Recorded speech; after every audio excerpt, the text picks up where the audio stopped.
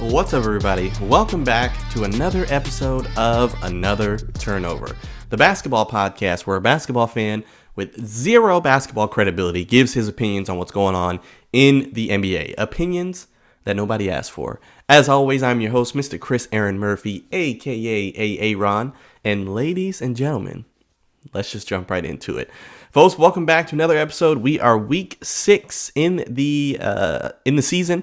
This is episode 6 of the podcast of season 5 and episode 86. I think I did the math last week or 2 weeks ago, whatever it was. I think I'm going to hit 100 episodes this season, which crazy. I know, right? 100 episodes. Not something I could have fathomed when I started this a few years ago. But folks, welcome back. Ready to talk some hoops action. A lot has happened since I last saw you last Monday, the Monday of Thanksgiving week. So let's talk some hoops action. So right now, big thing going on in the NBA. We are in the quarterfinals for the Emirates NBA Cup, also called the knockout round. So the NBA Cup in-season tournament. This is the second annual in-season tournament that the NBA implemented. And I mean, I think it's gone well so far. I mean, I really like it. But the NBA Cup is now in the quarterfinals, so it's modeled after European soccer, European football, where you have the group play, and then you go from group play. Whoever wins their group play then goes to the quarterfinals. So it's group play plus one wild card from one conference, and then the same on the other side. So like I said, we've got the quarterfinals, and these are the teams that made the quarterfinals in the West and the East. So you have the Oklahoma City Thunder winning their group. You have the Dallas Mavericks, who are the wild card, and then you have the Houston Rockets and the Golden State Warriors on the Western Conference side. So those are the teams representing the West in the NBA Cup. On the East, you have the Milwaukee Bucks, who have definitely started to turn their season around. I think they are, what are they? They're like 10 of their last 12 or something along those lines after a really poor start. We talked about them multiple times in the show. But Milwaukee, representing in the NBA Cup, they won. And then the Orlando Magic, who were the wild card. And then you have the New York Knicks, who won their group, and then the Atlanta Hawks, who have won their group. So those are the 8 teams left in the quarterfinals or the knockout rounds for the NBA Cup. So we go from knockout rounds, and then you have those 4 winners who go to the semifinals, which are in Vegas. So then you have semifinal, final, and then you have your winner. So knockout rounds are next week, depending on when you're listening to this, Tuesday, December 10th. You have Orlando taking on Milwaukee, and then you have Dallas taking on Oklahoma City. And then Wednesday, the 11th of next week, you have the Atlanta Hawks taking on the New York Knicks, and then the Golden State Warriors taking on the Houston Rockets. So, but like I said, I mean, I like the NBA Cup. I think it's something new. It's something fresh that we haven't seen before. It definitely gives... I think it just gives more of a, nice flair or entertainment aspect to these November, December games. Because traditionally in NBA basketball, it's a long season. It's 82 games. November, December games, I mean, of course they matter for your record, but they haven't really meant much overall. So I think it just makes the games a bit more interesting personally. It does remind me a lot of the early part of the season of college basketball where you have your cross-conference play. I mean, just this week, I watched my Duke Blue Devils take down the Auburn Tigers, number 2 seed in the nation. Very great game. That was your ACC versus SEC. And then I watched my Creighton Blue Jays in the Big East defeat my one of my good friends' favorite teams, the Kansas Jayhawks, in the Big 12. So you had ACC taking on SEC, then Big East taking on Big 12, and I really love to see that in the early part of the season because it's great to see where those teams are in those those powerhouse conferences versus where they are at the end of the year. And then same concept or same perspective can be applied here with this NBA Cup. I mean, last year it was the Lakers who won the NBA Cup, and then I mean as the year went on, they didn't really do a whole lot. Lost in the first round to the Denver Nuggets. But so all that to say, I really like the NBA Cup. I really like what we've seen so far. I think they could even raise the stakes a bit. I mean, I was toying around with the idea of what could they do to the NBA Cup to improve it going forward. And I don't think they'll necessarily do any of this stuff, but it's something to think about, at least for me. I mean, what if the winner of the NBA Cup got a guaranteed play-in spot? So regardless of your record, you're at least going to get a play-in. So like, let's say that's, say you finished number 11, but you won the NBA Cup, you're going to get number 10. So you're going to get a shot to make the playoffs. I definitely don't think the NBA Cup winner should be guaranteed to go to the playoffs, because what if they're like the second worst team in the conference? But a guaranteed play-in, I mean, I could see that. I also thought, what if the winner of the NBA Cup was guaranteed home court advantage all throughout the playoffs, throughout the entire playoffs? So let's say, hypothetically, the Warriors win the NBA Cup and they finish fifth in the Western Conference, so they get the fifth seed or whatever. So they're a legitimate playoff team. Well, what if they get home court advantage throughout the entire playoffs because they won the NBA Cup?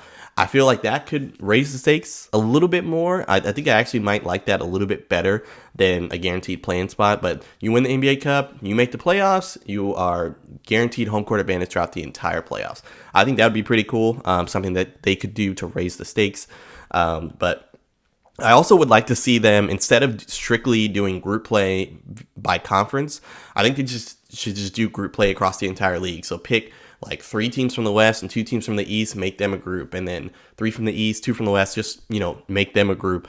And then if the finals happens to be 2 Western Conference teams or 2 Eastern Conference teams, oh well, those are the best teams. So I think they could mix up group play and not keep it strictly to conference. I think the players now also get, was it $500K each for, if they win the NBA Cup? I think they could raise that, make it $1 million. I mean, to your guys like your LeBrons, your Kevin Durant, your Steph Curry, it doesn't make a whole lot in their salary. It doesn't make a huge dent, I should say. But for the 12th guy on the bench, that's probably life-changing money. So compared to what he's probably making for the entire season. So raise it to $1 million. I mean, there's multiple things that they could do. Do I think they'll implement any of those things? Probably not. But I really do think that guaranteed home court in the playoffs, if you win the NBA Cup, would be really, really cool. And it would give, some of those teams more of an incentive to, play even harder, go all out. But that's just me. What do I know? But the other thing in the NBA that's I've seen a lot of discourse about, that I wanted to talk about, was a tweet that one of my friends sent me, a tweet basically talking about how the NBA, could be heading towards what I call the island of irrelevancy here in the United States. So it was a tweet from @Xavier C. Miller, and I want to read it in its entirety because it brought up some really interesting discourse, at least I'll say. So since basketball has unofficially become an upper middle class and rich person's sport, costs anywhere between $30 to an hour per hour to get a kid to basketball training. To play AAU can cost anywhere between $300 to $600, and that's without travel, hotel, food, gas, all that. Today, if a kid isn't getting trained year-round, they almost have no chance of making the NBA, and the average American parent does not have the funds to invest in development. Historically, players that came from low income backgrounds is what made the NBA, because they played with passion and played with flair and hunger. They typically didn't have a whole lot. I mean, you had guys like LeBron, Magic, Kareem. All of those guys didn't come from silver spoon backgrounds, for lack of a better term. And I'm paraphrasing a little bit. But today's NBA is filled with mostly players that come from upper middle class, well-to-do families, or foreigners. And that's why it seems so uncompetitive and passionless. And that plays a role into why ratings are down, at least according to this tweet here. So much money in youth basketball today, so it'll never go back to how it once was. And the league doubling down on foreign players doesn't help with the average American interest. So this person says, their last statement of the tweet says, I believe within 15 years, the NBA will be completely irrelevant in the United States. So I thought that brought up some interesting discourse. Because, I mean, there are a lot of issues going on with the NBA. I mean, I'm an avid NBA fan. I guess I consider myself a diehard NBA fan. I have been for a long time. But there are a lot of issues now with the NBA. I mean, when I was thinking about what are my gripes with the league currently, it's, very similar to opinions of others. I think there's 4 big problems. I think play style is probably the number one. I mean, watching the games, like watching that Duke Auburn game this week versus watching, and I don't know, I can't think of a game I watched recently in the NBA. I watched, whatever games are on national television. But anyway, play style, it's it's completely different from college basketball. And it's been that way for a number of years, but it's especially glaring this year with the amount of threes that are jacked up. I mean, you got 60 to 70 threes between the two teams jacked up every single night, and they might make 20 or 25 of them total. But the lack of defense, that's been a thing for years, but especially this year. I mean, you got scores well into the 130s and whatnot. I mean, which is great if you love to see scoring, but I was talking to my wife about it, and I was like, when it comes to, if you are a fan of the game of basketball, you're more akin to watch college basketball. But another problem plaguing the league, in my opinion, is just players missing games. That's been a thing for a while now. Load management has been a thing. Out for rest.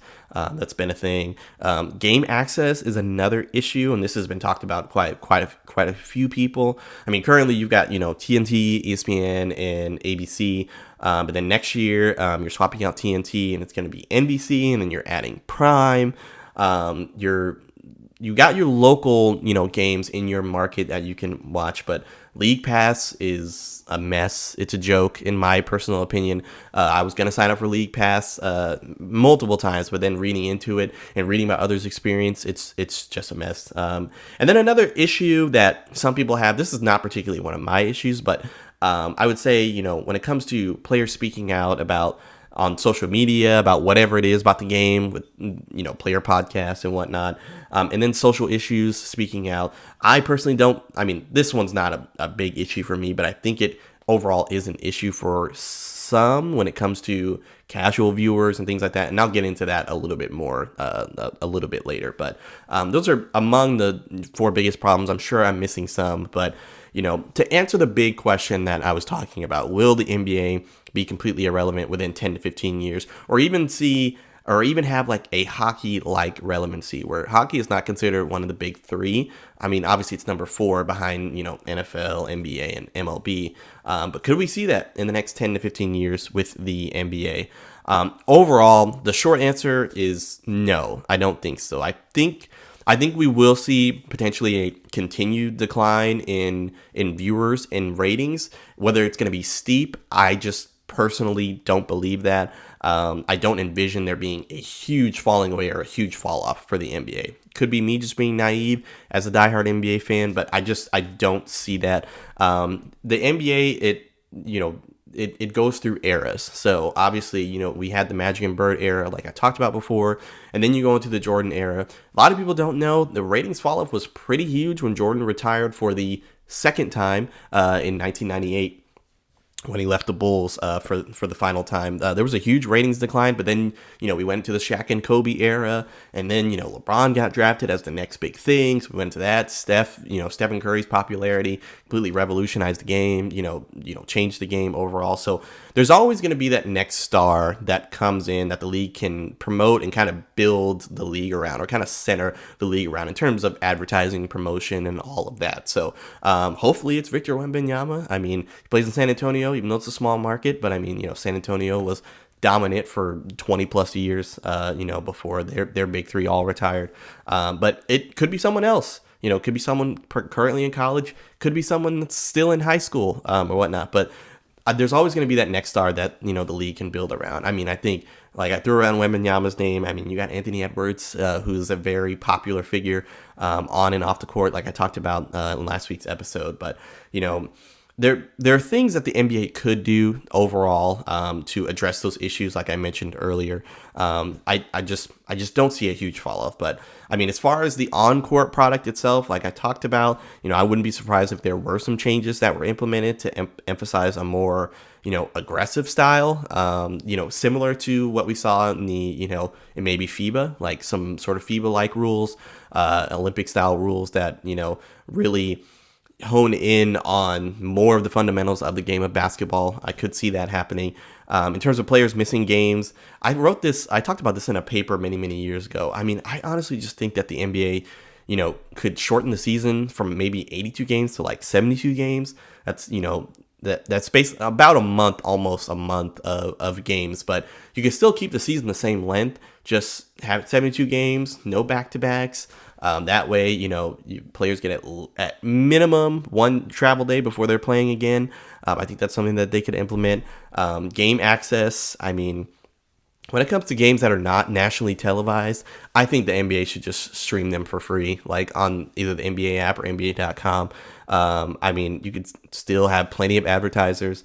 My opinion, I don't know the inner workings of how that works with money and all of that stuff, but it is kind of a mess. Like when your team's not playing, when your team's not on national TV, to try to watch their games is a mess, and it's been that way for many years. So I think increasing, making it access for people that want to be fans of one particular team, making it easier for people to watch their games, I think it is a big thing that the NBA could address. And whether it's making games available to stream for free, that's not for me to decide, but I think that's something that they should seriously take a look at. And then when it comes to players speaking out, like I mentioned earlier, that's not a big deal for me. I love that the players use their voice. I mean, sports and politics have been intertwined for a number of years. I don't care what anybody tells you. You're like, oh, I don't want politics and sports. Like, okay, Muhammad Ali, Bill Russell. I mean, all these guys who spoke out in the past and used their voice. Like I don't think it's going anywhere. So I just think if people have an issue with it, like then oh well, like they turn the TV off. But those are just some things that I wanted to address. I wanted to talk about when it comes to the NBA being irrelevant based off that tweet from Xavier C. Miller. So just something to think about, something to ponder, some of my thoughts and ideas on it. But before we wrap up here, got to talk about the marquee matchups. Marquee matchups this week, actually, instead of doing just 2 games, we're going to do the quarterfinal games for the NBA Cup. So you have Orlando taking on Milwaukee. You've got Dallas and Oklahoma City. You've got Atlanta and New York, and then you got Golden State and Houston. So 4 games to be played. So if you play, that is 4 entries. Remember, it's raffle style for the $25 Amazon gift card this year. So make sure you play all 4. They're going to be available starting Friday night around 6:15, 6:30 on my Instagram stories. So make sure you check that out. Get a chance to win that gift card. So because we only have this week, and then we've got next week is the final week of marquee matchups, and then I will announce the winner come Monday, the 14th? I think the 16th, if I'm not mistaken. The winner will be announced on the 16th. But ladies and gentlemen, that is all the show I have for you fine folks today. As always, I appreciate you listening. If you could do me a favor, like, share, subscribe, leave comments, I would greatly appreciate it. But plenty of hoops action coming up. Like I said, we're quarterfinals for the NBA Cup, and I'm very much looking forward to it. Also, very much looking forward to. I'm trying to make it a point to watch even more college basketball this year, men's and women's. So very much looking forward to that as well. But as always, I appreciate you. I love you. Thank you. Have a great weekend, and I will see you next week.